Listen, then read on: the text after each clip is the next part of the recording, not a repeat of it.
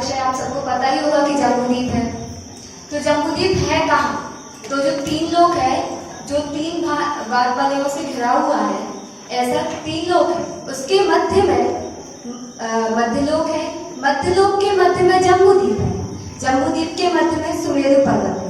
तो पहले हम ये जानते हैं कि जम्बूद्वीप में आता क्या क्या है। तो जम्बूद्वीप में नदियाँ, पहाड़ और क्षेत्र और भी अन्य चीजें आती हैं। तो हम इनके बारे में भी जानेंगे।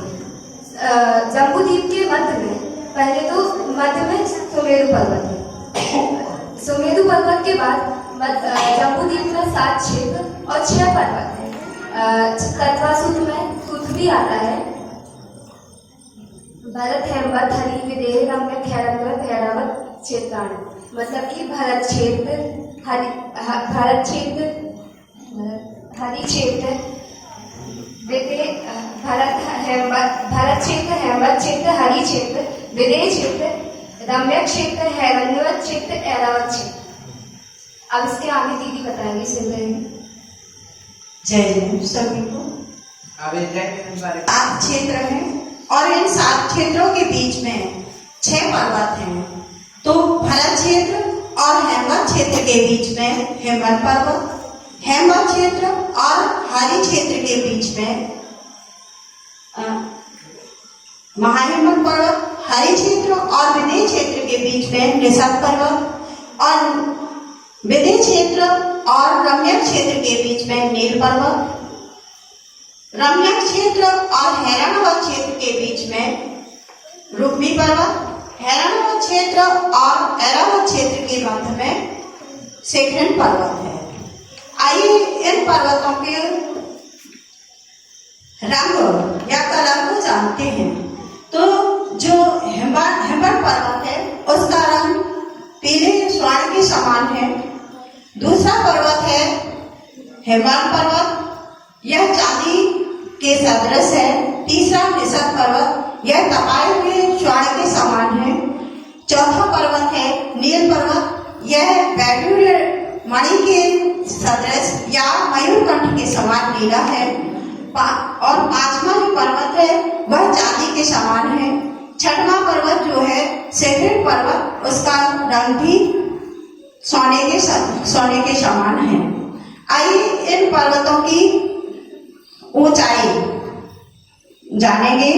तो हेमवत पर्वत की ऊंचाई 100 योजन, महाहेमवत पर्वत की ऊंचाई 200 योजन, निषद पर्वत की ऊंचाई 400 योजन, नील पर्वत की ऊंचाई 400 योजन, रुक्मी पर्वत की ऊंचाई 200 योजन और शिखरिन पर्वत की ऊंचाई 100 योजन की है। अब देखते हैं, यह जानने की कोशिश करते हैं। अब जो ये पर्वत हैं इनको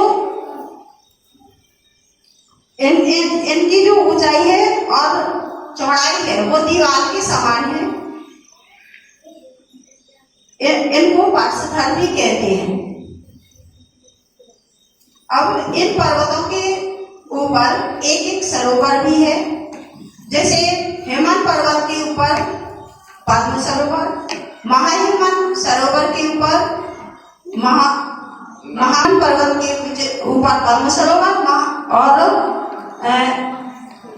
महान पर्वत के ऊपर महापद्म सरोवर और निषद पर्वत के ऊपर देंगेज सरोवर, नील पर्वत के ऊपर केसरी सरोवर और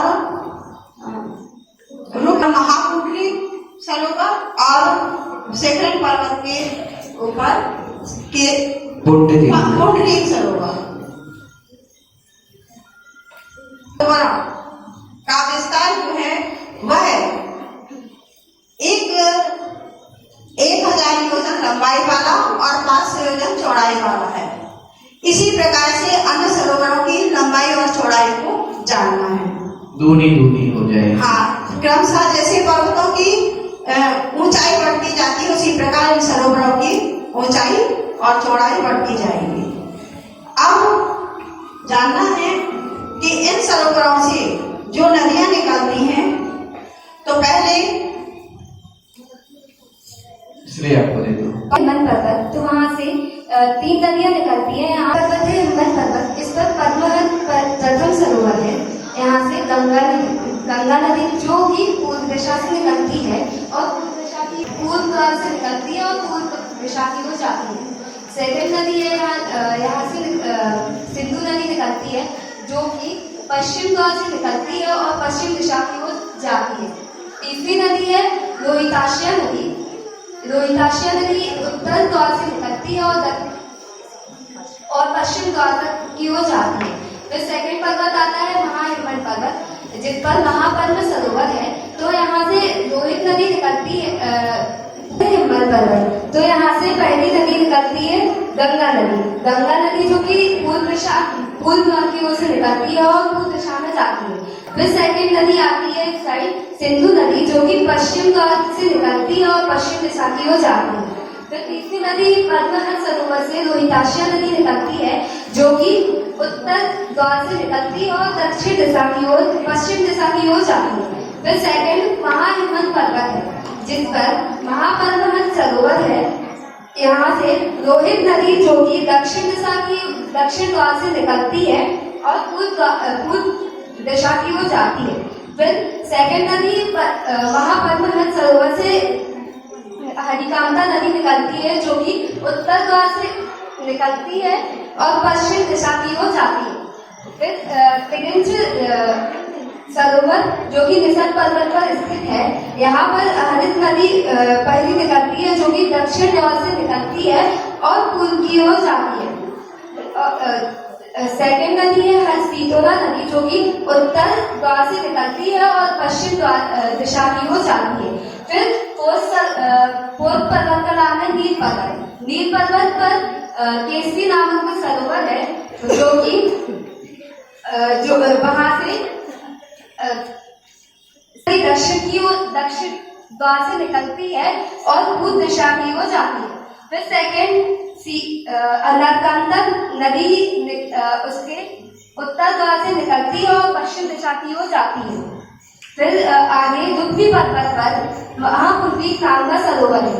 वहां से नारी नदी दक्षिण द्वार से पूर्व दिशा की ओर निकलती है और रूपपुरा नदी जो कि उत्तर द्वार से पश्चिम की ओर जाती है।